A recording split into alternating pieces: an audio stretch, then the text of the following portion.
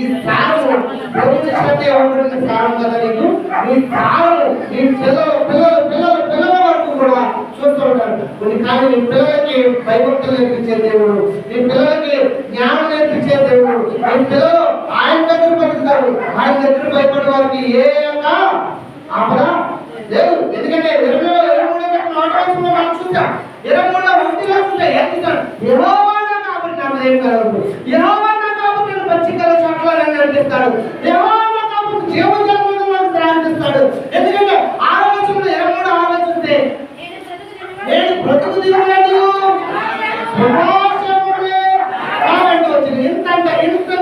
ఇంతటి ఆశీర్వాదం దేవుడు ఇస్తుంటే దేవుడే నాకు అన్నిటికన్నా దేవుడే ఎక్కువ అంటావు. కానీ దేవుడి సన్నిధి నిర్లక్ష్యం.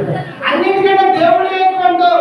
దేవుడికి ఆ దేవుడి యొక్క ఆదర్శంగా దేవుడు నీ గురించి ఎలాగైతే ఆదర్శంగా ఈ భూమి మీదకి వచ్చి జీవించాడు.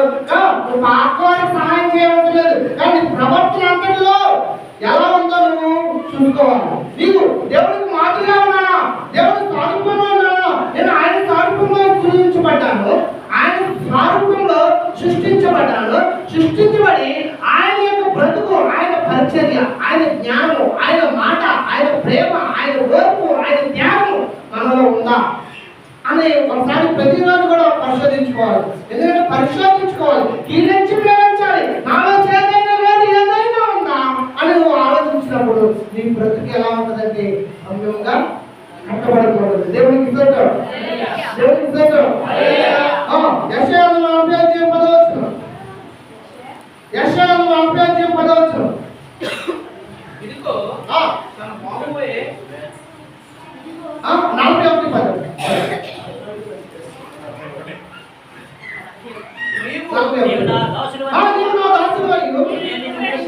నేను నిన్ను విమోచించుట ఏర్పరచుకుంటున్నాను, నేను నీతో చెప్పి ఉన్నాను, నీకు తోడై ఉన్నాను, భయపడకు, నేను నీకు దేవుడై ఉన్నాను, దిగులు పడకు,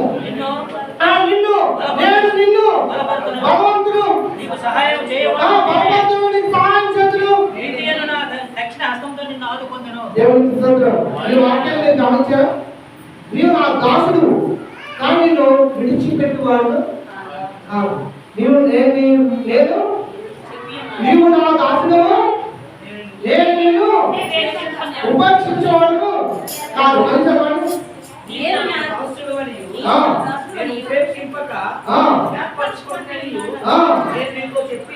దేవునికి స్తోత్రం.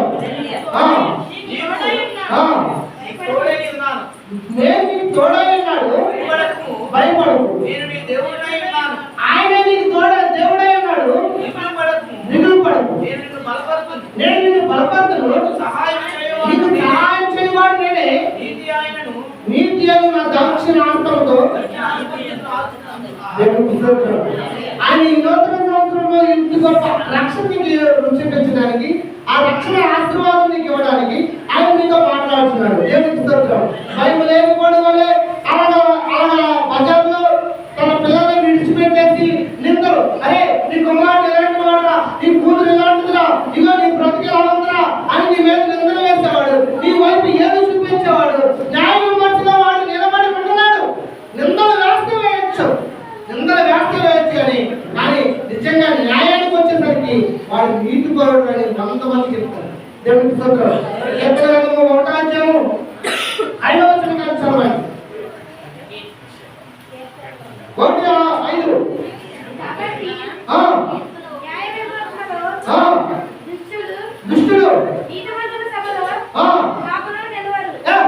దుష్టుడు నీ మీద నింద వేసి విమర్శ రావచ్చు. నీ జీవిత కాలంలో నింద రాయొచ్చు, కానీ న్యాయ విమర్శలో వచ్చేసరికి వాడు ఎక్కడ ఉంటాడు? అడుగులు ఉంటాడు. నీ ఎక్కడ ఉంటావు? పైన ఉంటావు. దేవునికి స్తోత్రం. ఏంటి ఆశీర్వాదం? న్యాయ విమర్శలో చదవండి. న్యాయ విమర్శలో దుష్టులను, నీతిమంతుల సభలో పాపులను నిలవరు, నీతిమంతుల మార్గము. దేవునికి స్తోత్రం. వారు నాశనమైన ఉంటారు, వారు ఏమైతే వాళ్ళు లేదు. కానీ చూశారు? దుష్టుల మార్గము నాశనమునకు దుష్టుల మార్గం నాశనమునకు ఈ దుష్టుల మార్గము యెహోవాకు తెలియదు. ఆయన తెలియదు. దేవునికి స్తోత్రం. దేవునికి స్తోత్రం. కాబట్టి దేవుని దృష్టి యందు నువ్వు ఎలా ఉండాలంటే నీ జీవితంలో ఆయన కాపరిగా ఉండాలి. ఆయన రక్షణ నీకు రుచి చూపించాలి. ఆయన ఆశీర్వాదాలు నువ్వు వారసులుగా అవ్వాలి. అవ్వాలంటే ఆయన పోలికతో సృష్టించబడిన నీవు ఆయన స్వార్థంలో, ఆయన పరిచర్యలో, ఆయన గుణాక్షులుగా కలిగి నువ్వు జీవించాలి. దేవునికి స్తోత్రం. దేవునికి స్తోత్రం. కొంత ఆలోచన 58 పడతారు. ఏషయ 58 పడతారు. 58 పడతారు కొట్టుకుంటారు. 58 ఏషయ 58 13 బాధపెట్టువాడు నాశనము చేయుటకు 58 13 వ్యాపారము చేయకుండా వ్యాపారం చేయకుండా ప్రతిష్టమైన నాకు ప్రతిష్ఠితమైన దినమని నీవు ఊరుకుంటున్న ఎడల విశ్రాంతి దినమున విశ్రాంతి దినము మనోహరమైన దినముయు ఎలాగంటే విశ్రాంతి దినమున ఒకసారి ఆలోచించారా? విశ్రాంతి దినమున దేవుడే నాకు ఇంకో అంటారు, దేవుడే నాకు అన్ని అంటారు, దేవుడే నాకు అంతా అంటారు. దేవుడు లేకపోతే నా జీవితం లేదు, నా పిల్లలు లేదు, నా భవిష్యత్తు లేదు. ఇలాంటి మురికి జీవితంలో అలాంటి ఆశీర్వాదకరమైన జీవితంలో రాలేదు. ఎన్నెన్నో సాక్ష్యాలు చెప్పేస్తారు. కానీ విశ్రాంతి దినమున మన పనులు దేవుడు ఆశీర్వదించాడు కదా. అక్కడ మనోహరమైన జీవితంలో నీవు ఉండాలంటే విశ్రాంతి దేవుడు ఏ పనులు పెట్టుకోకూడదు, ఏ ఆలోచనలు పెట్టుకోకూడదు. నువ్వు దేవుడి గురించి ప్రతిష్ఠించుకోవాలి. దేవుడి యొక్క ఆలోచన నీకు ఉండాలి. నీ కుటుంబంలో నువ్వు దేవుడి సన్నిధిలో ఆస్వాదించాలి. నీ కుటుంబంతో దేవుడి వాక్యం నువ్వు పంచుకోవాలి. నీ కుటుంబంతో దేవుడు చేసిన అద్భుత కార్యాలు, నీ జీవిత కాలం నుండి నీ తల్లిదండ్రుల జీవితం, నీ యొక్క ఆ అమ్మ జీవితము, నీ యొక్క తాతముత్తాతల జీవితము, వారితో కూర్చొని వారి దగ్గర చెబుతున్నప్పుడు అమ్మ మా తాతయ్యలు, మా నాన్నమ్మలు, మా మామయ్యలు ఇలాంటి కష్టకరమైన స్థితిలో ఉండేవారు. దేవుడు మనకి ఎంత ఆశీర్వాదం ఇచ్చాడు. ఈ ఆశీర్వాదం గురించి దేవుడి సన్నిధిలో ఖాళీగా ఉన్నప్పుడు నీ బిడ్డలతో చెప్పుకుంటే వారి జీవితంలో అలాంటి శాపగ్రస్తమైన జీవితంలో కదా ఆశీర్వాదకరమైన జీవితంలోకి యెషయాను గురించి చిగురించినట్లుగా నీ బిడ్డల జీవితాలు కూడా చిగురించబడదు. కానీ ఇక్కడ చదవండి అందుకే నా విశ్రాంతి దినమున వ్యాపారం చేయకుండా నాకు ప్రతిష్ఠితమైన దినమని నీవు ఊరకిందని ఎడల నా విశ్రాంతి దినము మనోహరమైనదనియు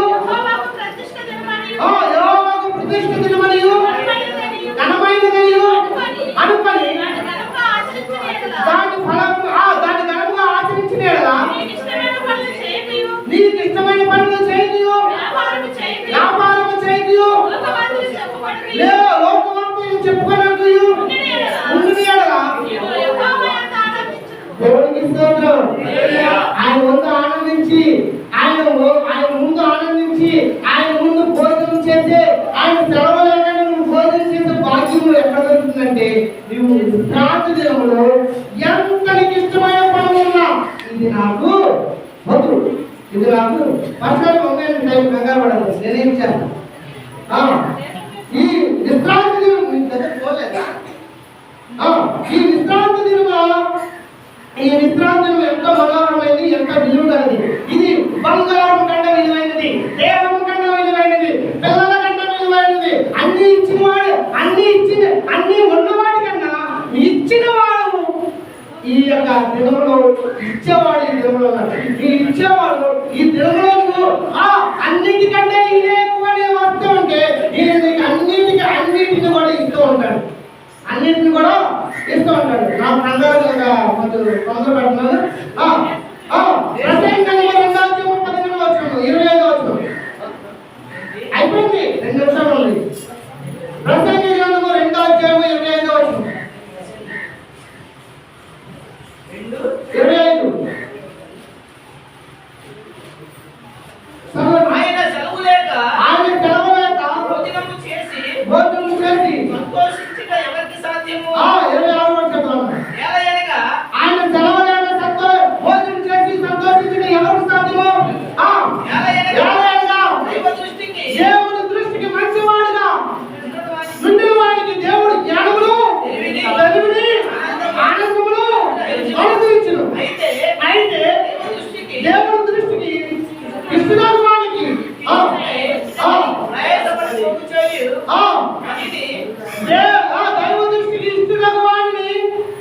ఇచ్చే అనువానికి ఇచ్చిన ప్రయాసపడి పోగు చేయవా వాడి పని చాలు. ఇక దేవుడి ఆశీర్వాదం ఎలా ఉంటుందంటే ఆయన దృష్టికి మంచివాడుగా నుండి వాడికి దేవుడు జ్ఞానమును తెలివిని ఆనందమును ఆనందిస్తాడు. కానీ దేవుడి దృష్టికి మంచివాడుగా ఉండాలంటే నువ్వు ఎక్కడ ఉండాలి?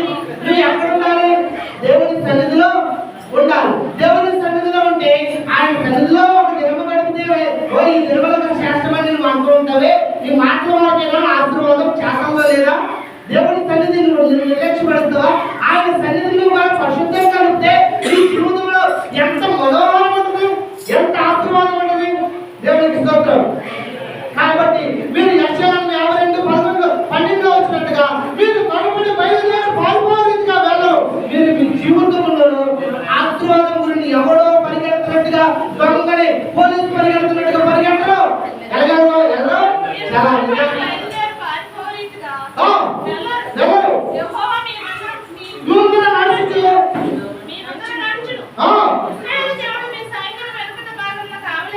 దేవునికి స్తోత్రం.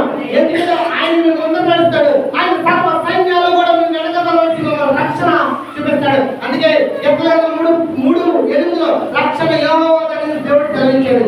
కాబట్టి ఈ యొక్క 34 ఏళ్ళు యెహోవాను భయభక్తులుగా చుట్టూ ఆయన దూతల సామర్థ్యం వారు రక్షిస్తాయి. ఇంటి ఆశీర్వాదాలు దేవుడు మీకు ఇవ్వడానికి దేవుడు మిమ్మల్ని బలంగా మిమ్మల్ని ఆయన సొత్తైన ప్రజలు కాబట్టి మిమ్మల్ని సరిచేయడానికి ఎన్ని శోధనలు వచ్చినా ఆయన యొక్క పరిశుద్ధ సన్నిధికి వచ్చినప్పుడు మాత్రం నిర్లక్ష్యం చేయకండి.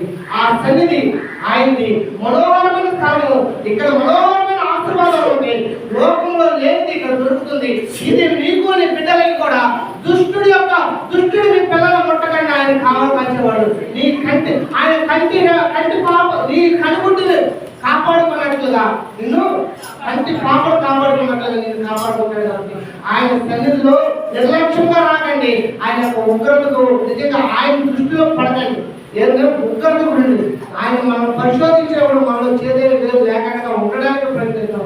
చేదైన వేరు ఉంటే ఆయన యొక్క ఉగ్రత ద్వారా తీసివేస్తాడు. కాబట్టి ఆ ఉగ్రత ఆయన వాత్సల్యములే ఎల్లప్పుడూ కూడా వాత్సల్యం చూపించేవాడు, ప్రభు చూపించేవాడు. ఈ మాటలు దేవుడు దీనికి ఆస్వాదించగలడు.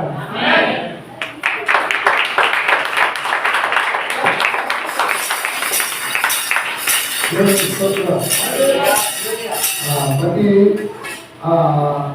విశ్రాంతి దినంలో 10 నుంచి 11 గంటల వరకు 11 నుంచి 11:30 వరకు